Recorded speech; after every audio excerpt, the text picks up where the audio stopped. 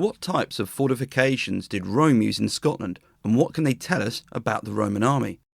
Join me and guest expert Dr Andrew Tibbs as we cover exactly this and much, much more on the Ancient History Hound podcast.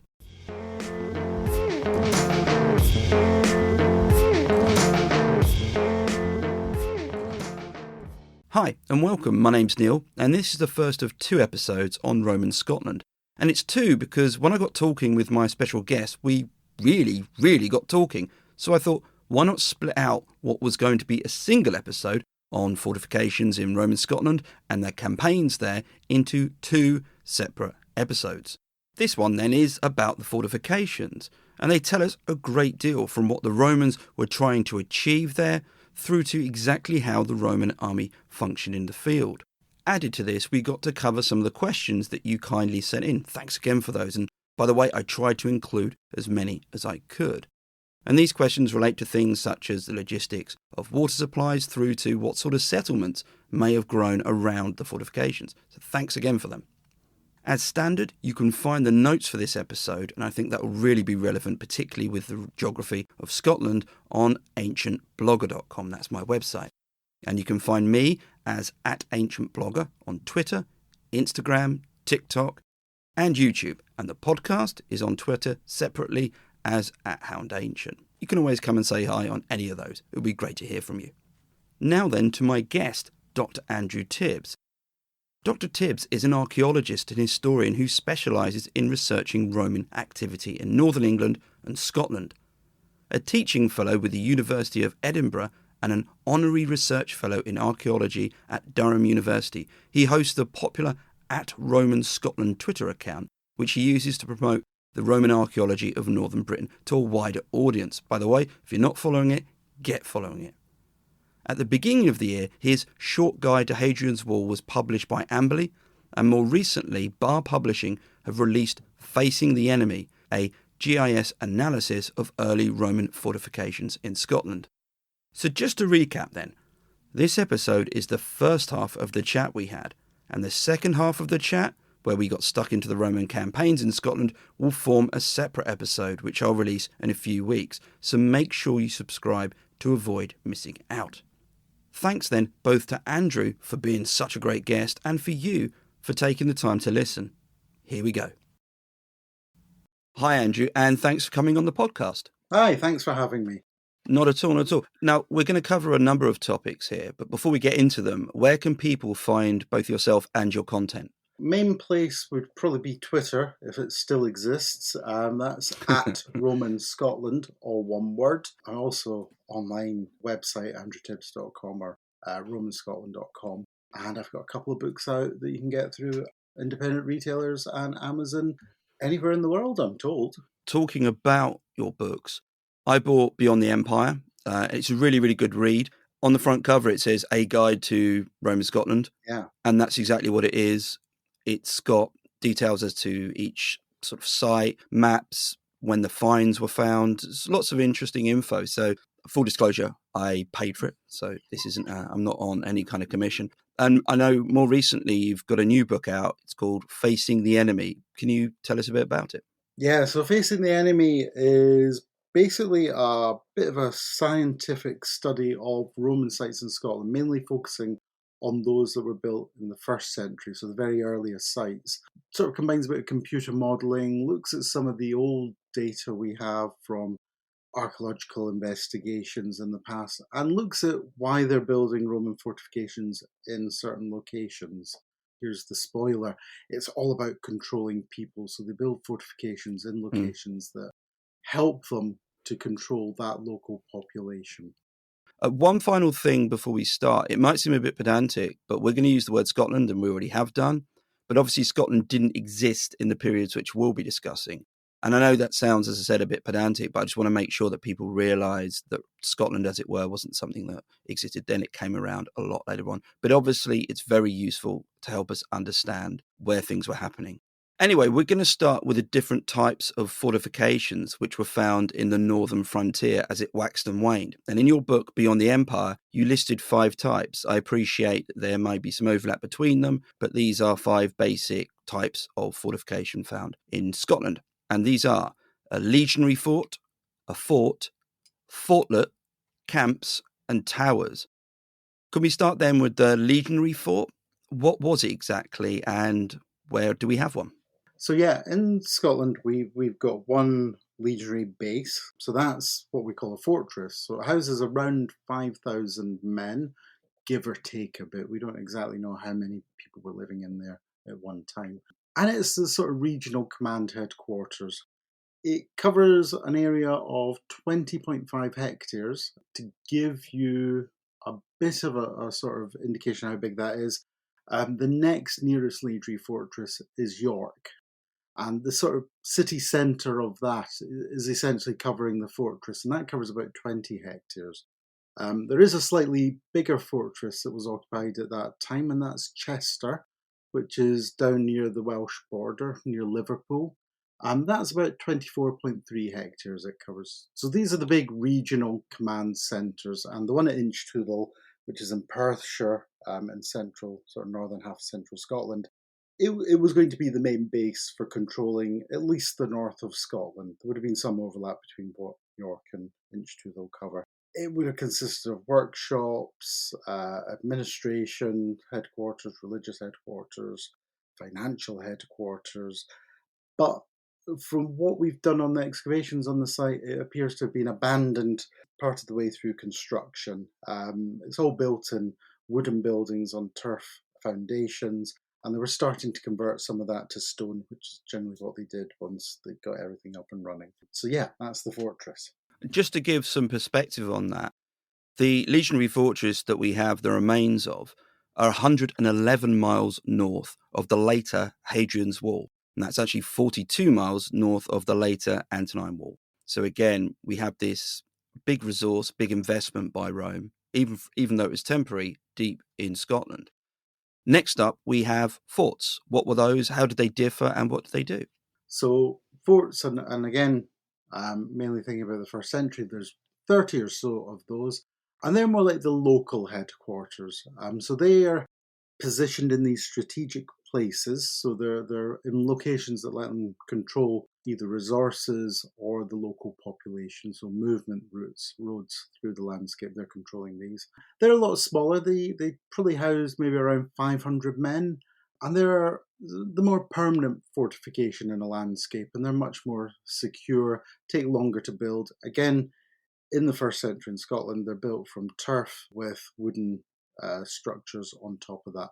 So it's slightly different from, say, Hadrian's Wall, where a lot of the forts are built out of stone and that. They don't Right. quite get to doing that stage in Scotland when they build them originally. And next up, my new favourite word, fortlet.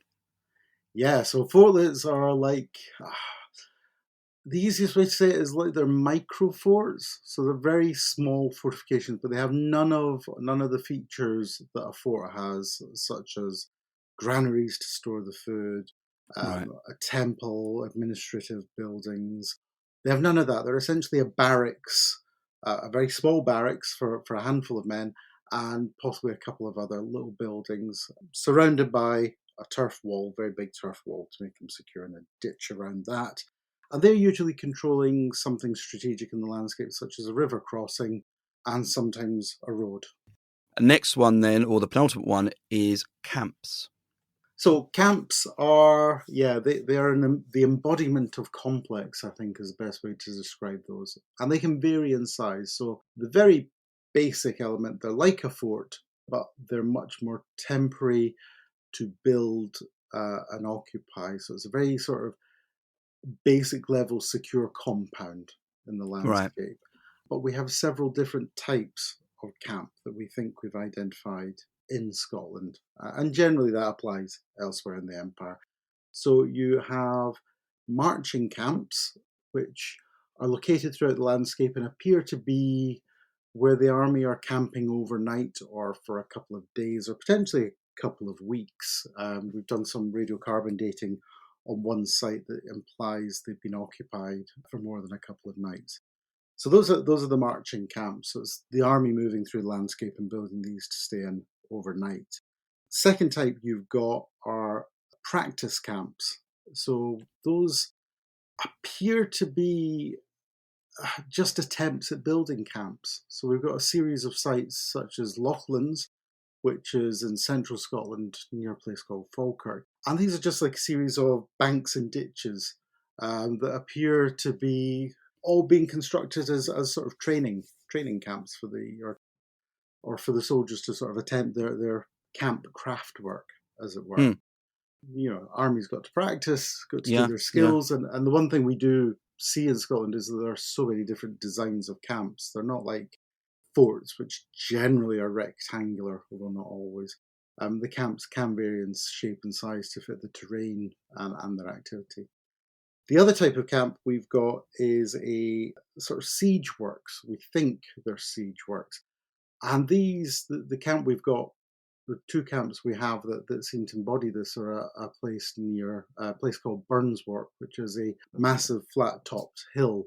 But there are two camps on the north and the south sides of this hill, and it appears that the army have been laying siege to them. Now, whether that was Hmm. as them practicing their craft work again, or whether it's them attempting to attack people on the hill, we're not quite sure. And archaeological debate seems to vary depending. Someone does a study, we change our mind. Someone does another study, we change our minds back. So there's still a lot of ongoing work in that area.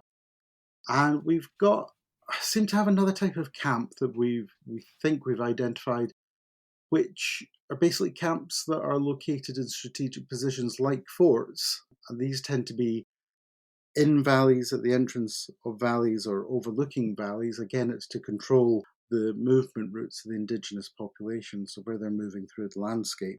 We appear to have a number of camps that are in those locations, some of which seem to be replaced by forts and some of which don't. But we need to do a lot more work to be more certain about those.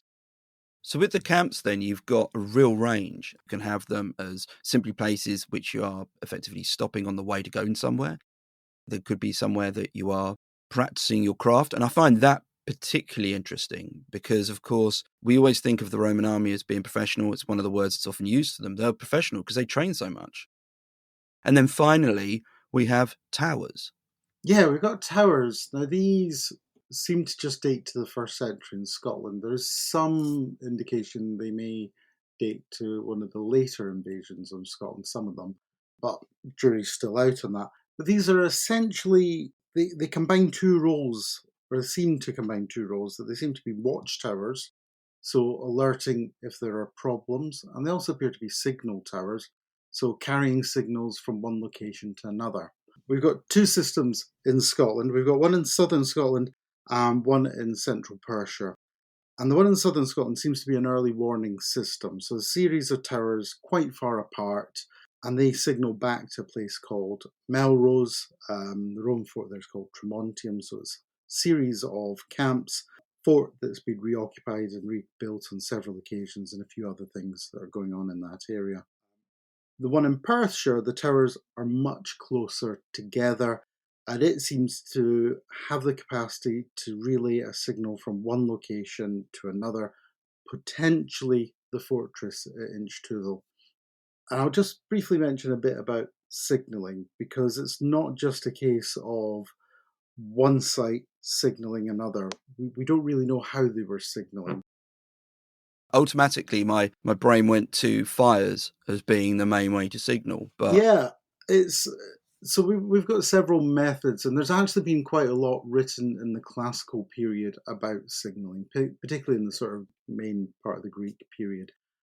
They would tend to use a lot of flashing helioglyphs, which is mhm. mirrors flashing at each other. Of course, the weather in Scotland doesn't really lend itself to that on a Yeah, lot of occasions. those long sunny days. Yeah, exactly. The other method that's potentially been in use in Scotland, other than sort of fires, would be semaphore, so flags waving at each Ah, other. But of course, that's all very good and well during the daytime, but you can't see anything at night. no. So, which kind of leaves 8, 9 hours week period that you could attack something and not be seen. So it's probably likely to have been fires, but that in itself has a number of issues which we need to think about. And I won't go into all that here, but it's like if you've got a square tower that has four sides, and you've got something signalling on both sides, does that mean you have a flame or a fire on both sides, or do you have it on the roof?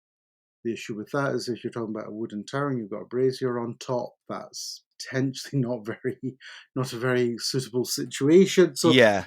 there are a lot of issues and questions with this that people have been looking at. And I won't go into that because we're not doing signaling today. The other challenge we've got is the signaling distances. So 6 kilometers is what studies have shown the maximum visibility for the human eye to be able to make out what is approaching. So you're doing an early warning system. You've then got to relay that back. 6 kilometers is also, sorry, slightly more than 6 kilometers is the distance that signals can be made out as well. So Hmm. you've got to have a site 2 towers less than that distance apart to be able to make out the signalling. All right. So that's a bit of a challenge in the Scottish borders. They would have been able to do a signal, but you would have been able to make out much more than there's a fire and they're Mm. blocking it or there's a flag being waved. So that's one type of system. And then in central Persia, the towers are a lot closer together, which indicates they may be relaying messages. So towers, incredibly complex, but Hmm. we're working on it. There was one I know that was found in the Netherlands, and it was on the banks, I think it's of the Rhine. It was dated to AD 50, so it's sort of commensurate with the first century AD. And it was apparently, they've estimated it was 16 feet high, which is just under 5 meters. And the base was a square 10 feet along each side. And this apparently had stakes around it. Could any of those towers look like this, or was there a general design they followed? So the tower you're talking about was found on the Oud Rhine. So it's the old Rhine. It's Oh, okay. tributary, and it's part of river defences, a river defence network. Mm, Protecting the Roman fortifications has been theorised that that's all to do with an aborted invasion of Britain, but won't go into that one today.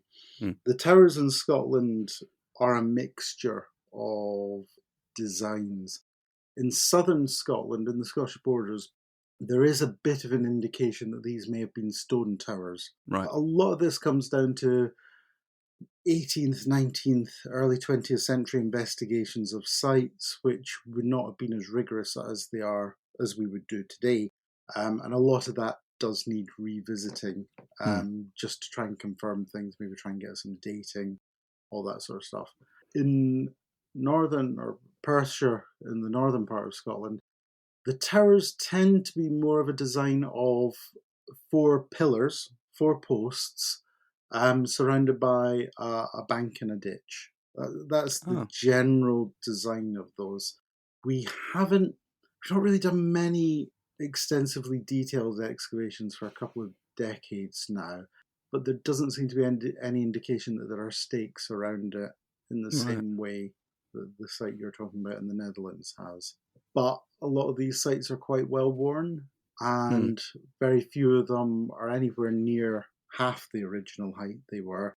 So if mm, there were stakes around them, there's a good chance that evidence has disappeared. yeah, Um, yeah. but you know, we don't know either way. Perhaps we'll find out some more information about them. And I dare say if we do, that will be on at Roman Scotland. So again, follow the Twitter. You'll hear it there first. I've got some questions. If you've sent any of these, thanks very much. I couldn't include all of the questions. And the first one is logistics, which is hugely important. People tend to forget how much this was a vital component to how Rome did what it did.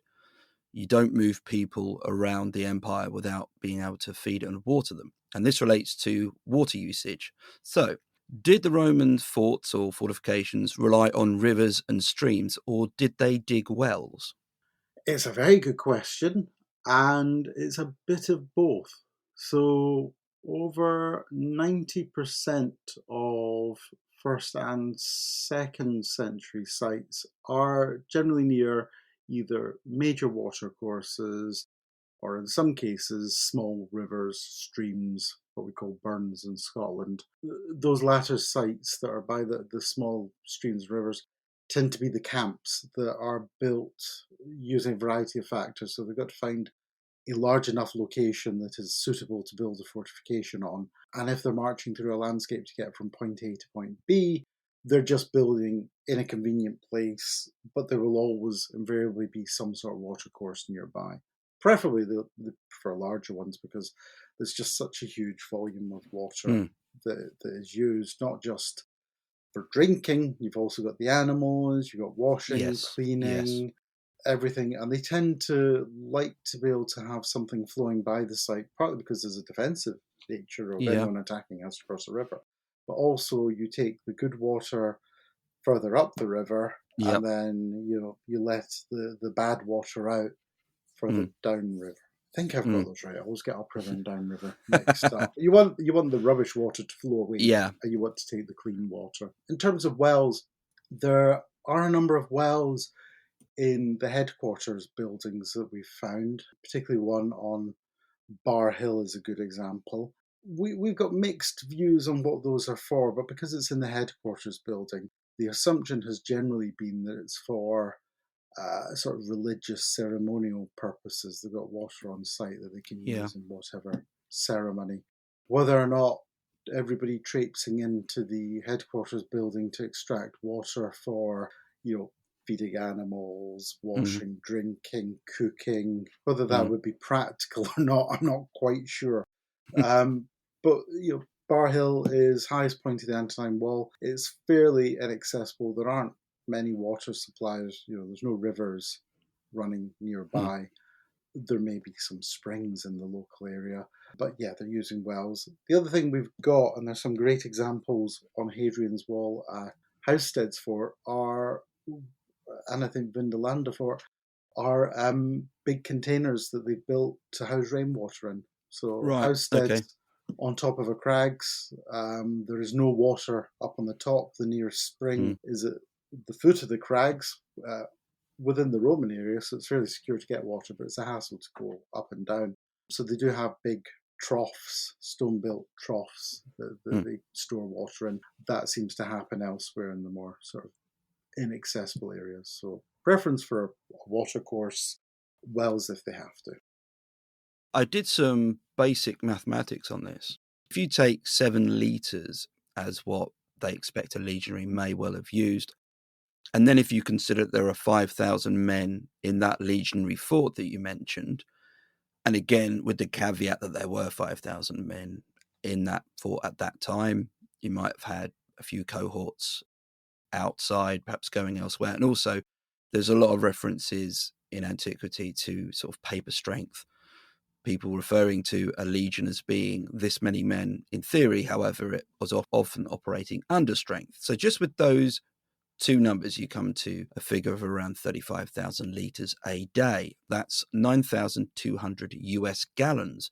And I also haven't added something you mentioned, which was particularly important and very, very demanding in terms of water: animals, pack animals, horses, things like that. So that gives you a sort of number to have a think about as how much they needed water. And again, Rome was successful in doing what it did, largely because it had a very well-trained army, but also because it got its logistics right.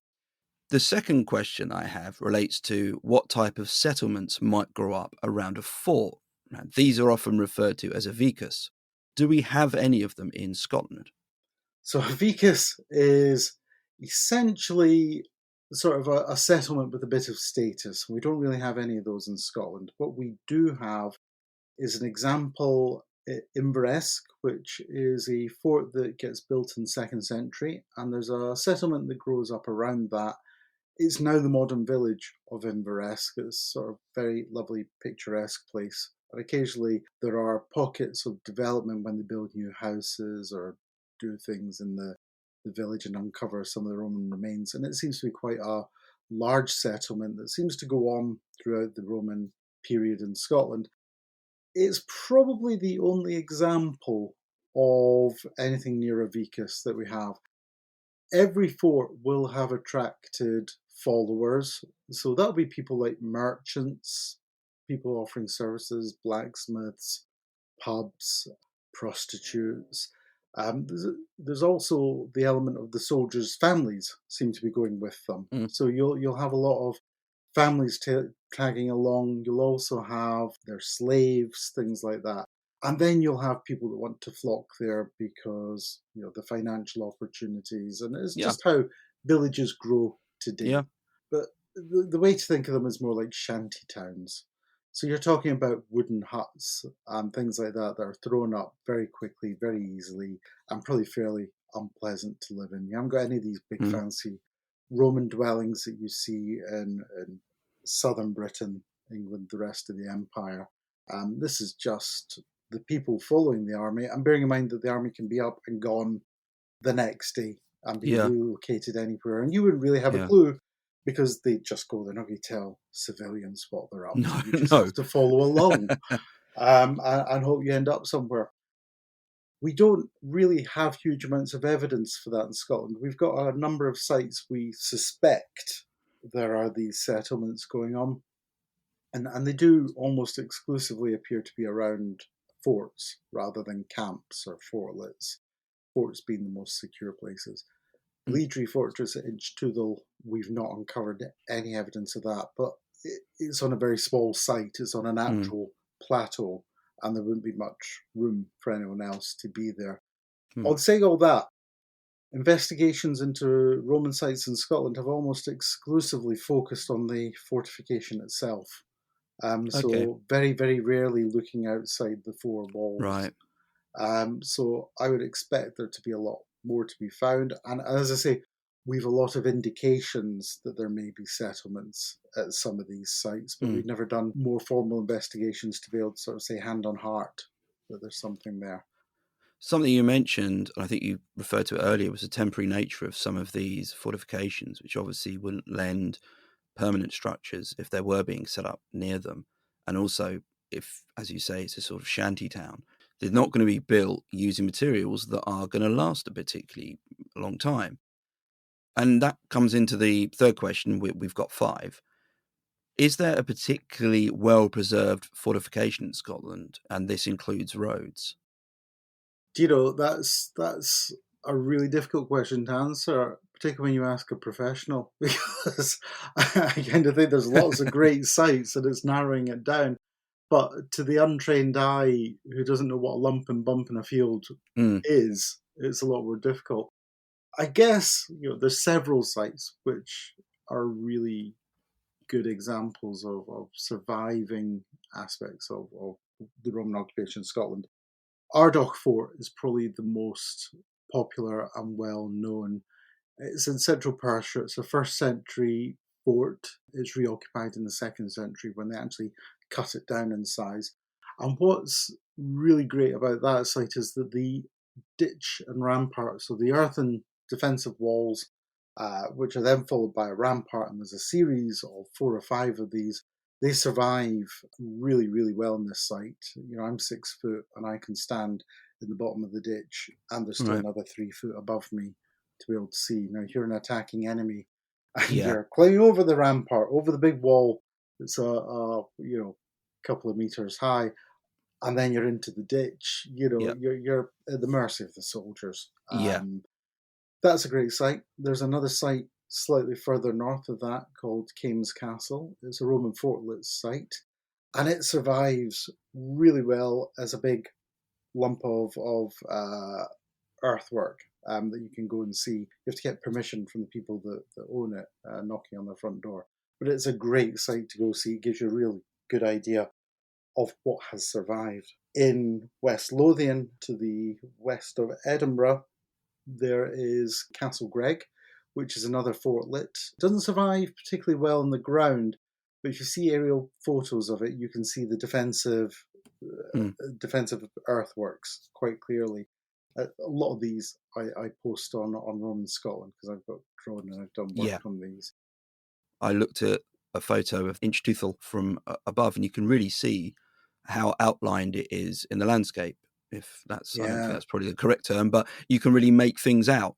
Whereas obviously, if you just stood in the field, you can't really see anything. Or yeah. to my untrained amateur eye, I wouldn't be able to. But And a lot of these sites in Scotland, unfortunately, don't have the signposting for various reasons. Not anybody's particular fault or a lack of will, just other complexities. A lot of them mm, don't have the signposting that explains what on earth you're looking at.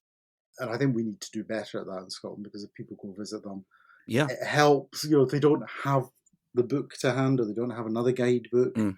it's really difficult to make out what you're seeing. But yeah, Inchtoothal has some of the surviving ditches. It has some stonework that's hidden away from one of the other buildings. But again, that ditch, I've done research on it, I've done geophysics on it with some colleagues. We've built a 3D model of it. So, Oh. there's lots of things we can do to interpret it, but very difficult when you're on the ground if you don't know what you're looking at and you haven't Mm. got someone saying, that lump there, that was this Yeah. building and X building. You find that elsewhere.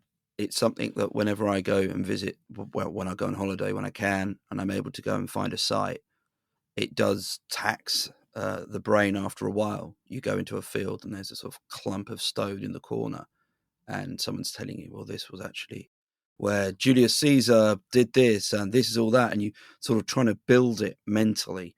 And after you do Yeah. that for a day at different sites, you're just exhausted. You have no imagination left. So it For, is tough.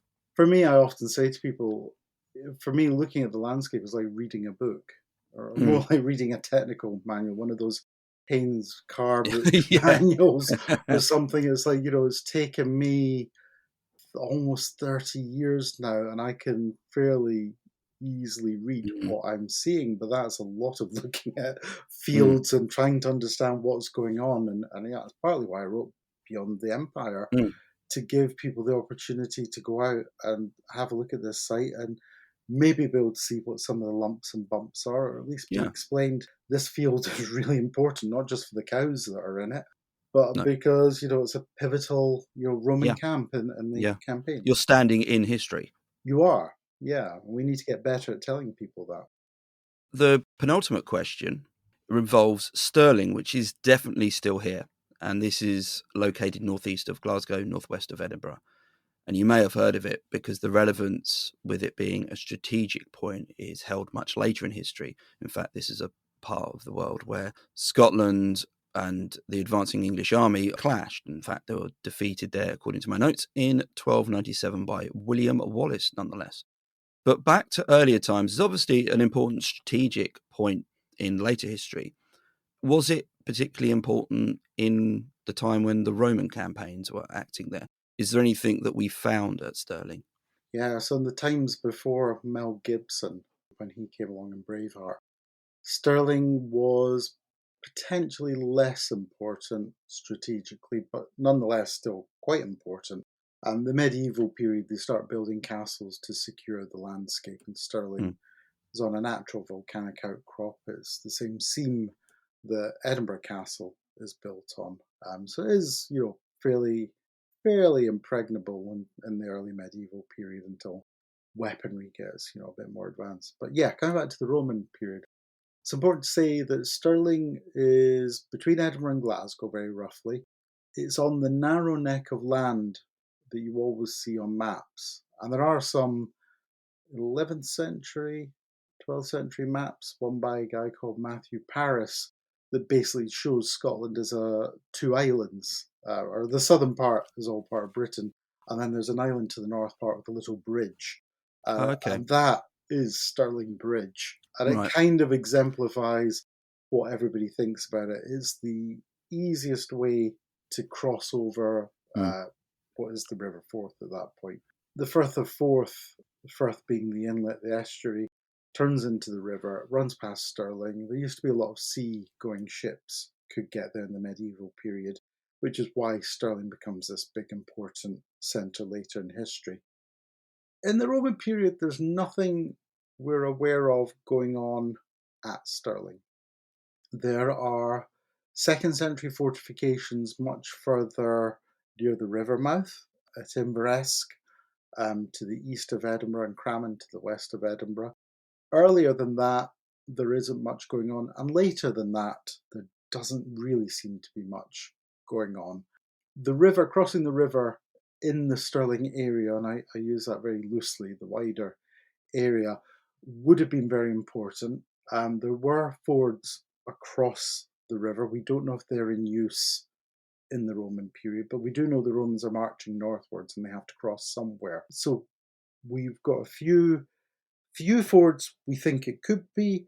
We've got some other sites that are currently actively being investigated by a colleague of mine, Murray Cook, who is looking into Roman crossings over the Forth. But in terms of fortifications, you would expect a fortlet at the very least to be protecting the crossing. That is what happens in the 1st and 2nd centuries. 3rd century, the last campaign in Scotland, is a very different kettle of fish. But in the 1st and 2nd centuries, there's bound to have been a fortlet wherever the crossing was to protect it. Right. That's just de facto military strategy with the Romans in this period, in this location. Is there anything bigger? I wouldn't be surprised if a fort is found somewhere in the wider area around Stirling, but we have no evidence. We have no indications. We've a lack of material evidence that would suggest something is happening there, but we have to caveat that with the fact that this is a medieval settlement and any Roman evidence could be wiped out. There are traces of Roman road in the area, but that doesn't really mean anything, and there's a whole complexity around, are Roman roads Roman or are they later medieval? Right. Won't get into all that. So there could be something in Stirling. There's no evidence. It's very unlikely to have been on Castle Rock because the Roman strategy in that period is not to be building in outcrops because you're very disadvantaged, because you're narrowed in, you're hemmed in by anyone attacking. They can approach the rock and you're stuck there. Not that that would be a problem for the Romans, but they're fairly risk averse where they can be. So if there is anything, it's going to be near the river, down by the riverbank somewhere. The final question, and a cheery one, deals with human sacrifice. And that's because there were some human remains that were found at Tremontium, which is something you mentioned earlier. It's a Roman fort located near Melrose on the Scottish borders. So these human remains that were found, is there any evidence to suggest that was part of human sacrifice or human sacrifice was involved in some way?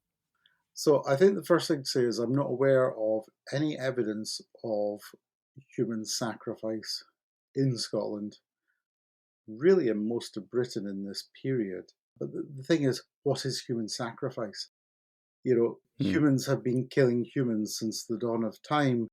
As archaeologists, we find human remains and we analyze them, and we can tell a heck of a lot by analyzing them, But how do we know if that's human sacrifice as opposed to murder? Human sacrifice has an element of religious ritual about that. You're very unlikely to find anything that conclusively leads you to be able to positively, definitely say this has been human sacrifice, as opposed to, is it someone buried with grave goods? Has it been murder? All these things. We've got a series of something like 50, I think it is, beheaded bodies that were found at York, which date to Roman times. Is that human sacrifice or is that just beheading prisoners or, getting rid of a problem? We've got something similar in East Lothian from an Iron Age hill fort that there's 20 or so, 30 bodies of youths, I think they were described as, who had been beheaded as well. Now, beheading is just a Roman way of killing people. Yep. Quite easy, fairly symbolic. You've got the head and you can do anything with that. What is human sacrifice has to be your first definition, and then how do you know how you define it is how the Romans defined it and is applied to remains. So I did a 2-parter podcast on human sacrifice in antiquity. And what you've mentioned, context, is really the most important part. Tremontian Trust are on Twitter, and they're fantastic. I follow them, so you can always check in with them as well. I'm sure they'll be able to help you out with any more details. And that is where this part of our chat ended. That is to say, the stuff relating to Roman fortifications. I hope you enjoyed it, and please start using the word fortlet more often. And if you've got any feedback, which can also be a review or a rating, just do it, or come and say hello. Until next time, more fortlets please, keep well and stay safe.